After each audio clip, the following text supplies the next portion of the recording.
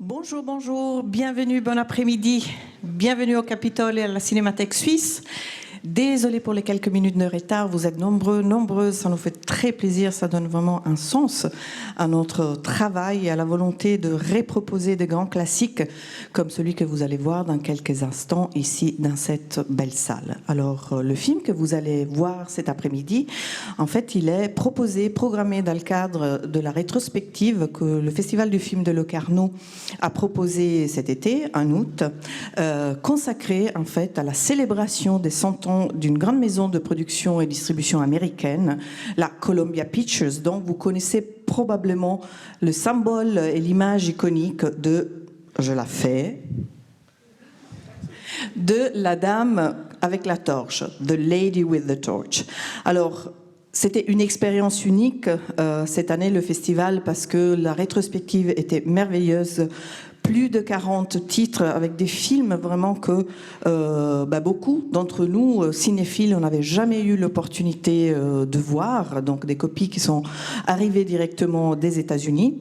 La sélection qu'on a décidé de proposer ici à la Cinémathèque depuis quelques semaines, elle est un poil différente, il n'y a que 15 films en fait, et c'est une sorte de façon de célébrer aussi la Columbia et cette rétrospective, mais de rajouter d'une certaine manière quelques films au programme avec des grands classiques comme évidemment Laurence d'Arabie. Pour accompagner cette rétrospective magnifique qui est historiquement, comme toujours, a été réalisée grâce aussi à l'apport, le soutien, la collaboration de la Cinémathèque suisse, il y a cet ouvrage magnifique, The Lady with the Torch, il est en anglais, mais si vous êtes des cinéphiles, il vous intéresse en fait d'approfondir non seulement l'histoire de la Columbia, mais aussi en général du cinéma américain de la période à partir de la fin des années 20 jusqu'à la fin des années 50, et ben ça c'est le livre pour vous, qui est en plus illustré avec beaucoup d'images inédites, peu connues comme les films, et ça nous fait plaisir de le dire et de le souligner. En fait, une grande partie de ces images proviennent de nos archives. Et évidemment, ça je fais quand même un peu de pub, vous le savez peut-être qu'on vient d'ouvrir depuis quelques jours la boutique du Capitole, où vous pouvez trouver des petits trésors, livres, DVD et Blu-ray de cinéma. Et donc ce livre-là, il est en vente à la boutique. Et il y a aussi un certain nombre de copies qui sont signées par son curateur, donc la personne en fait qui a vu, il me le disait tout à l'heure, plus de 300 films pour arriver à cette sélection de 44 films de Locarno. Il est ici avec nous cet après-midi, ça nous fait un très grand plaisir, c'est un honneur non seulement de l'avoir avec nous, mais aussi de l'écouter pendant 2 jours à raconter plein d'histoires, tout ce que vous pouvez trouver dans ce livre. Et donc j'ai le plaisir d'appeler Rezan Rochbart, bienvenue avec Blaise Strautman, notre animateur et traducteur. Welcome, guys. Thanks very much. Good afternoon. The challenge in introducing this film is that it's 226 minutes. So usually a film that is 90 minutes, it takes 10 minutes of introduction. Is it okay if we do it for 40 minutes? No, we keep it short. Donc proportionnellement, une présentation de film de 90 minutes, c'est 10 minutes. Celui-ci fait 226, donc préparez-vous à 40 minutes de présentation d'essai. This film has a very special place in cinema history because whenever you talk to your mothers, fathers, grandfathers, grandparents about the ideal type of cinema, the great classic, and this is probably one of the films whose name is mentioned, and when you look at it and say, God, it's just some sand and camels, but it's so incredibly great. And if there is a film to prove that cinema is as much the art of character and character study and drama as the landscape and the way people are positioned in that landscape, this film is perhaps the greatest example of that. Donc le film que vous allez voir, c'est vraiment un idéal type des grands classiques du cinéma qui, malgré son côté sable et chameau, mêle vraiment parfaitement les deux arts du cinéma, donc vraiment les personnages et les paysages. Donc les deux choses que vous verrez vraiment dans ce film. The film is directed by the English David Lean, who was a director active in the 40s and 50s in British cinema. And then, the standard line says, and he went to Hollywood. But in fact, he never went to Hollywood. He made films like this one in collaboration with Hollywood, because these films are shot everywhere except Hollywood. Donc David Lean, le réalisateur anglais du film, qui a réalisé beaucoup de films dans les années 40-50, et puis ensuite on dit il est parti à Hollywood, mais il n'est jamais vraiment parti à Hollywood, parce que ce film il l'a fait en collaboration avec Columbia, mais il n'a pas été réalisé à Hollywood. The film is produced by Sam Spiegel as an independent production for Columbia Pictures. Now, Sam Spiegel is the type of character that you don't want as your landlord, as your employer, as your neighbor, nothing. You don't want to have anything to do with that kind of character. Dodgy, in one word. And he made this process of working on this film extremely difficult for everybody, but he was perhaps the only gambler in the world who could allow hundreds of days in Jordanian desert shooting only camels and Peter O'Toole and Omar Sharif on the camels to become one of the greatest classics of the 60s cinema.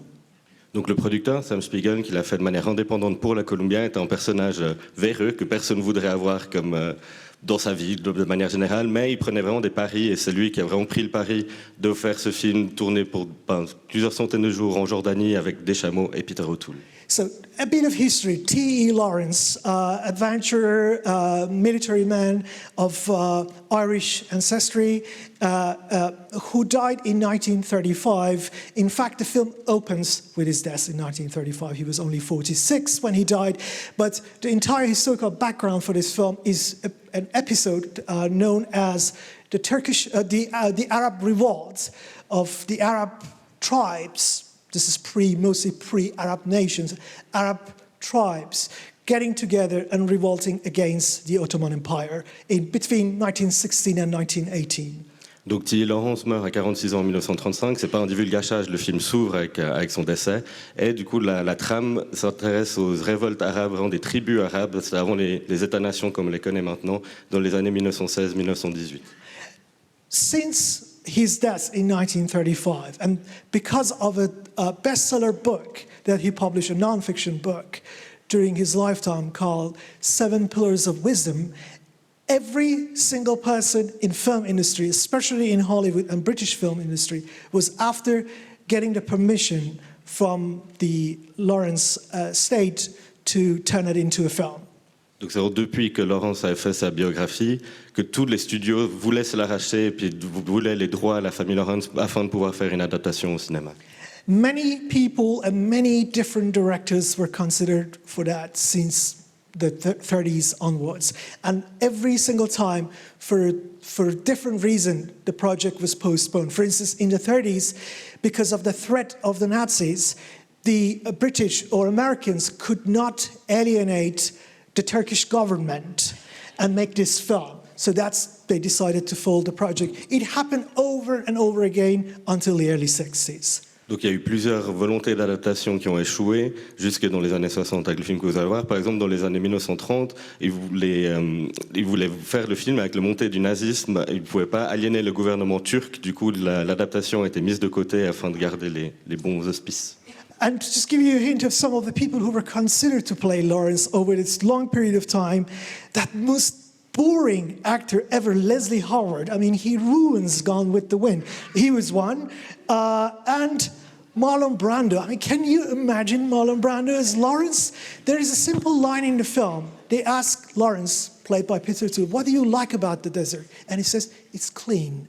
That line, Marlon Brando, just thinking that he, would have said that line, it makes me sleepless. Donc il y a eu plusieurs acteurs qui ont été vus qui ont été pressentis pour le rôle de Lawrence d'Arabie, le protagoniste de Gone with the Wind, qui Hassan ne tient pas vraiment dans son cœur, comme vous l'aurez pu le comprendre, et Marlon Brando. Donc imaginez-vous vraiment la différence de performance. Fine. So David Lean is on board with the Spiegel. They want to produce this film. They're looking for a writer. Now we have to go back slightly, like 3-4 years back to when he made the bridge on the River Kwai, a film which won the Best Picture Award, and that was the beginning of the collaboration between Spiegel and Lin. That film was written by Michael Wilson, a blacklisted Hollywood screenwriter. And there's a sad story about him that I will tell after the Donc la translation. collaboration commence vraiment avec Bridge to the River Kwai. Je pense qu'il a un autre titre en français qui malheureusement m'échappe. Donc c'est là vraiment le début de la collaboration entre Lin et Spiegel, qui a été écrit par un auteur blacklisté, Wilson, dont on va avoir un peu plus d'informations. So, by the time this film was made, 1962, the blacklist was nearly dead. Since 1960, producers and directors started to have the name of the blacklisted communist writers of Hollywood in the opening credits of the film. However, back to Spiegel and being a person of really dubious character, even though it was okay in 1962 to have Michael Wilson names in a credit, he didn't do it. So some of the greatest films ever does not contain the name of one of the two writers involved in producing the script of the film. Donc justement, Michael Wilson, qui est une des personnes qui a réalisé le scénario de ce film, dans les années 60, il était encore possible, enfin de nouveau possible de mettre des noms d'acteurs ou de personnes qui étaient blacklistées suite à la chasse aux sorcières, mais Spiegel, avec son caractère véreux, a décidé de l'enlever, donc il n'apparaît pas dans le générique du film. The second writer, Robert Bolt, some of you might know him from A Man for All Seasons, the play and the film, again a Columbia Pictures film. He carried on after Michael Wilson submitted the first draft of the film, but the film went into production before the script was finished. Today is unimaginable, a production of this size going into production in a foreign country without a finished script. But they did it, and to Spiegel's and Lin's dismay, before the script was finished, the film in production, Robert Bolt, who was involved in anti-nuclear activities in London, was imprisoned because of the participation in a rally, and he's the man who has written A Man for All Seasons, a man who believes in truth and honesty and never compromises. He refused to sign any letter, so they were not releasing him. Samuel Spiegel got involved and helped him. Everybody convinced him, you have to come out of the prison and finish the screenplay. And the day, he says, the day that Samuel Spiegel came to this prison in London and picked him up in a Rolls Royce was the most shameful day of his life. Donc un des autres scénaristes, Robert Bolt, qui a fait A Man of All Seasons, s'est retrouvé emprisonné à cause d'avoir participé à une manifestation avant que le film aille en production. Donc le film a commencé en tournage alors que le scénario n'était pas encore terminé. Spiegel voulait le sortir de prison, et je vous passe les détails, mais quand il a sorti Bolt avec sa Rolls-Royce, ça l'a rendu vraiment très honteux. Okay, they're in Jordan. The first person you have to meet is the king of Jordan to get permission and the support of the army for the production of the film. David Lin goes to him. He's a fan of the bridge on the River Kwai, so everything is kind of ready for the production. It's like a dream scenario for him. And it's a bit of a gossip, but eventually the king of Jordan married the telephone switchboard operator of the production company of Lawrence of Arabia. So Tony Gardner became Princess Moni Al-Hussein. Donc Tony Gardner, qui est devenue princesse Moni Al-Hussein, les noms que vous avez entendus, elle était en fait la téléphoniste de la production, parce que pour faire le film en Jordanie, ils ont rencontré le roi de Jordanie, qui s'entendait bien avec David Lean parce qu'il était fan de son film précédent, et puis du coup il y a eu cette romance. But even with all the support, this film was shot in 70mm. A 70mm camera is as large as an elephant and as heavy as an elephant. Taking the camera on the sandy hills is as difficult as climbing with an elephant up on the Alps, as impossible. But they did it. Plus, there was another problem with the sand. Desert sand gets into everything, including into the camera. So every night after the finish of the shoot, a person was in charge, like the camera here, but perhaps 100 times bigger, to disassemble the camera and clean every part, including the lens and everything, and make it ready for the next day. Donc le film qui a été tourné en 70 mm, donc une caméra 70 mm, c'est pour suivre la comparaison de la taille d'un éléphant, donc les mêmes complications de déplacer un éléphant dans les Alpes, mais là dans les dunes de sable, et en plus le sable se mêle partout dans la caméra, du coup tous les soirs une personne devait l'enlever pour enlever le sable partout afin de la réassembler après coup pour le lendemain. Just a simple scene you will see in the film. There is a mirage scene that David Lean saw early on, said, we have to shoot the mirage. The artistry and the passion for making film, that to spend weeks and weeks to get that simple shot of mirage in which Sharif Ali played beautifully by Omar Sharif approaching the camera. When you think about that, this really belongs to a different period in filmmaking. Donc la scène du mirage que David Lean a tout de suite voulu mettre dans le film, ça lui a pris plusieurs semaines afin de l'imaginer grandiosement. Donc gardez en tête que c'est vraiment une autre période du cinéma, vraiment un autre imaginaire avec Omar Sharif qui va sortir du mirage. Okay.